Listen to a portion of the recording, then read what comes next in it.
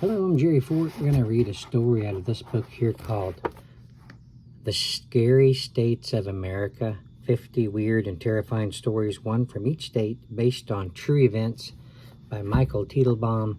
And the state we're going to do this time is Massachusetts. I put that on there just so I would know which one I was uploading, just abbreviated it.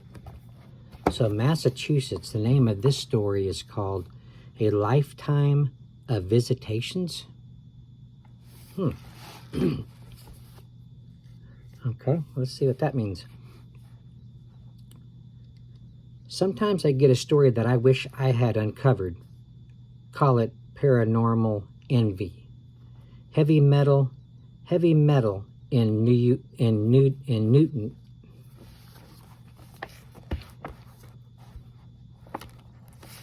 Heavy metal in Newton. Heavy metal is one word in here, and it's not spelled, like you would spell heavy metal. It's heavy.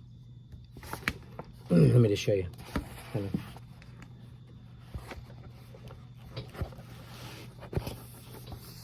Where's it at? Where's it at?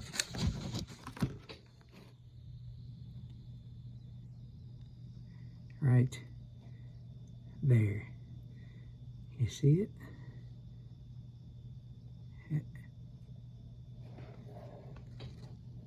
There. I can't hardly point to it. That's right. Right over there. Anyway, you get the gist of it.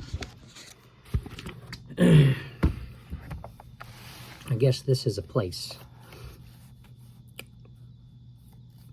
Heavy metal in Newton, Massachusetts.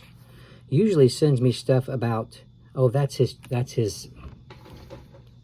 code name, that the paranormal group, heavy metal. Usually sends me stuff about Revolutionary War ghosts, in parentheses, like boring. But when I got his email about his meeting with Jean Altman, or it's maybe Gene Altman, I was kicking myself. I love alien abductions, especially first-person accounts. Subject, abducted, in parentheses, no, really. So here's the conversation, I guess, from heavy metal. Sup, Spectre? I got an email from a friend of a friend asking me to meet with this lady named Jean Altman. It seems she was having a hard time finding anyone to believe her abduction story. UFO abductions aren't my specialty, in parentheses, sorry dude, but no matter what you think, Revolutionary War spirits are way cooler. But I thought I'd meet with Miss Altman just the same. I felt bad for the lady. I knew she could be telling the truth and no one would listen to her. I've met people who've encountered aliens. I even have some evidence. So I figured that the least I could do was let her know she wasn't completely alone. Our mutual friend made the intros at a local Starbucks and then ducked out. Jean looked pale and tired, her fingers thin and bony. "You're not going to laugh at me, are you?" she asked anxiously, looking around at a couple of empty seats nearby. "No way," I replied quickly as we sat down. "I want to hear your story." I opened voice memo on my phone, hit record, and leaned back in my chair. She stared at me for a while and then looked away, glancing down at the floor. Then she told me her story. Jean Altman's first encounter with the alien beings who would visit her a number of times throughout her life took place when she was just 6 years old. While playing in her backyard one day, she felt dizzy. The world started spinning, and then everything suddenly faded to black. As she tumbled to the grass, just before she lost consciousness, Jean heard a soft, thin voice say, "You are progressing well." The next thing she remembered was waking up, thinking she had simply stumbled. She went on playing, quickly forgetting the event. 5 years later, at age 11, Jean had an identical experience. This time she was sitting at her desk doing her homework when the dizziness washed over her. Again she blacked out, her head landing on her school books, and again she heard the high-pitched voice say, "You are progressing well." Waking up a few minutes later, she assumed that she had just dozed off in the middle of a particularly tough homework assignment.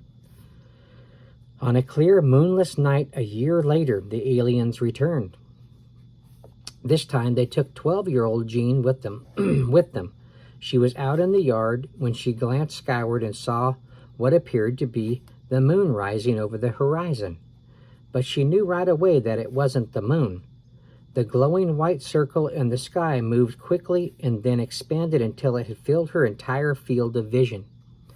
Then, without her even being aware of any transition, Jean found herself inside a white room. The glow in the sky replaced by white walls, floor, and ceiling. She panicked, banging her fist against the wall, trying to comprehend what had happened. Where am I?" she shouted. "Let me out. I want to go home." That's when she spotted 3 small humanoids with large bulbous heads in the room beside her. "Yeah!" Jean screeched in terror. "What's happening? I want to wake up now." But Jean didn't wake up, and her living nightmare continued.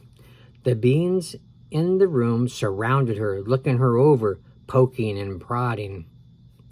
"Leave me alone," she cried, although at no point were they actually hurting her. "I want to go home." But the ordeal went on. Jean later recalled that the creatures had large almond-shaped eyes, small flat noses, and tiny slits for mouths. During her abduction, the aliens never uttered a sound, yet they seemed to somehow communicate with one another. After a while, the aliens pushed Jean onto a cushioned seat in a spherical glass container. "Let me out," she bellowed as the glass container slammed shut, trapping her inside. Her desperate cries for help echoed weakly within her transparent prison, even as she banged her fists on the glass. The large clear capsule then dropped through the floor, plunging into a body of water. "I'm gonna die," Jean screamed. "I'm gonna drown," she cried hysterically, and then realized she could easily breathe as her glass craft drifted quickly through the water, surfacing inside an icy tunnel. The opaque, glistening walls of the tunnel were lined with a series of thick, crystalline blocks. Jean was horrified to see that sealed within each block, a human figure stood frozen, embedded in the ice, like a fly trapped in prehistoric amber. "Oh no," she whimpered, pounding on the glass. "I'm next. I'm their next victim." She swallowed hard as her throat tightened in panic. The figures were a sampling of people of all races from all over the world, and as she could tell from their clothing, from various periods in human history. Apparently, these visitors had been coming to Earth for some time and had stopped in all regions of the planet to gather specimens for their museum of human beings. Terror overtook her, and she was certain that she was about to become the next exhibit in this gruesome display. Her glass capsule plunged into the water once again. She resurfaced inside a large building that looked like an airplane hangar. Floating along an indoor river, Jean peered through the glass of the capsule and saw many planes, which also appeared to be from different periods of human history. "Maybe it'll be okay," she said to herself hopefully. "But where am I?" And then she was no longer encased in the capsule, no longer floating on a river. Not sure how she had gotten free, Jean walked among what she later called a forest of clear glass. Tall, shimmering spokes seemed to sprout from the ground, surrounding her in a maze. A sense of calm and peace overcame her, replacing the panic and terror. A now familiar voice filled her head. "Say nothing of this to anyone," the thin, piercing voice commanded. "Forget your travels. We will return for you."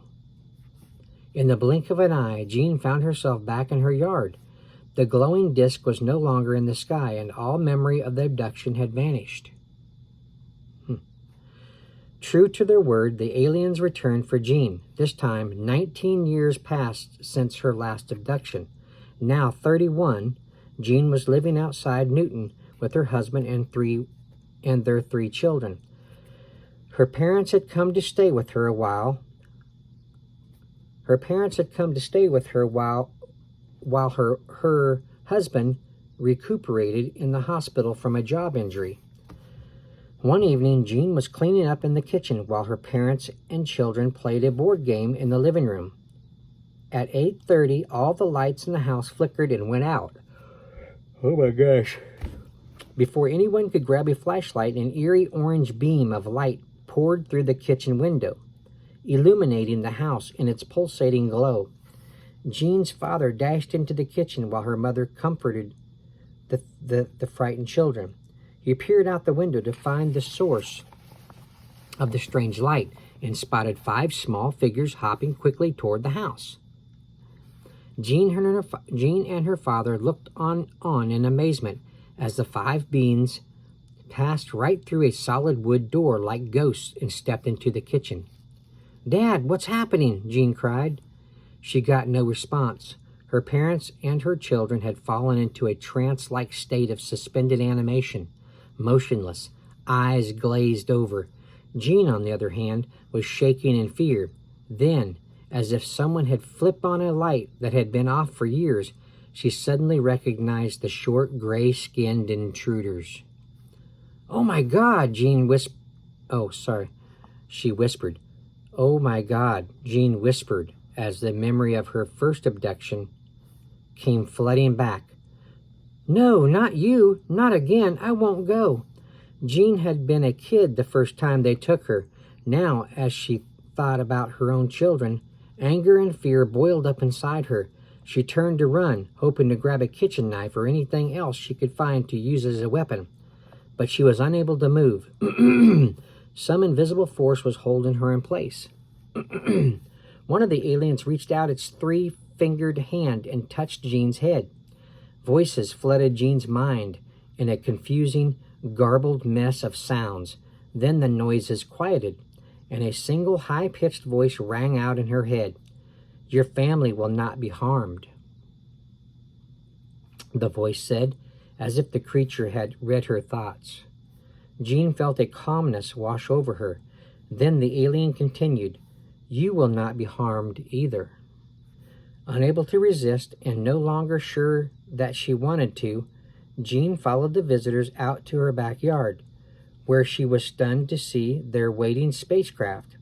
The metallic disc-shaped ship glowed orange. A hatch slid open and she followed the aliens inside. When the door closed behind them, the aliens placed Jean on a circular disc of jelly-like material. Wires were inserted into her nose and navel. She cried out in pain, and one of the creatures quickly placed a triangular disc of silvery blue metal on her forehead. The pain vanished instantly. Following the examination, Jean was put into a clear glass capsule, similar to the one she had traveled in during her previous abduction. This time, a thick gray fluid filled the enclosure, surrounding her and protecting her during the journey from Earth to the aliens' home planet. Somehow, she was still able to breathe. The ship lifted off, and after what seemed like only a few seconds, they arrived at their destination. Jean emerged from her glass capsule and left the ship along with 2 of her captors, stepping out into a long stone corridor. Standing on a small platform, they were carried along a moving track that glided through a lifeless landscape of rock. They approached what appeared to be a large mirror that loomed like a gleaming wall at the end of the tunnel. Fearing they would crash into its smooth surface, Jean tensed. One of the creatures took her hand, and again a sense of calm passed through her being. Reaching the end of the tunnel, Jean and the aliens passed right through the silvery wall. They emerged on the other side into a huge underground landscape bathed in green light. A mist-covered lake and lush tropical vegetation spread out before them. In the distance, Jean could see a city of crystal buildings. An enormous bird landed in their path. The wondrous creature looked like an eagle, but stood more than 10 feet tall with brilliant multicolored feathers covering its body. Intense heat and blinding light radiated from the bird, and a voice again filled Jean's head. "You have been chosen," the voice said, and Jean knew that the great bird was speaking to her. But it didn't say for what Jean had been chosen. It identified itself as the group's leader and introduced itself as Quasga. "I will give you formulas to help humanity, but only when humans have learned to look within their spirits." Jean later recalled the experience as a spiritual awakening, though she had no memory of any specific formulas that could help humankind. Packed once again within her capsule, she was returned to home. Stepping from the alien ship into her fog-shrouded backyard, Jean saw that it was still night. She found her family exactly as she left them. With a blinding red flash, the ship vanished, and her family emerged from their trance, with no memory of what had happened. Glancing at the clock, Jean saw that a mere 4 hours had passed since the aliens' arrival. Exhausted, she fell into a deep sleep. When she awoke the next morning, mentioned sleep and it made me yawn. Jean recalled the entire experience, but when she mentioned it to her father, he thought at first that she was kidding. Then, when she insisted that she was serious, he suggested she see a psychologist. No one believed her. It caused stress with her family and with the few friends she confided in. Some of her friends even stopped calling her. She began hearing whispers of UFO nut behind her back. When her husband came home from the hospital, he said he believed her, but Jean could see in his eyes that he was just trying to be supportive, like everyone else. He wished that Jean could give up her crazy story and get on with her life. So, Jean said when she had finally finished her story, "Do you believe me?" "Of course," I said, reaching into my backpack. "I want to show you something I brought." I pulled out a triangular disc of silvery blue metal.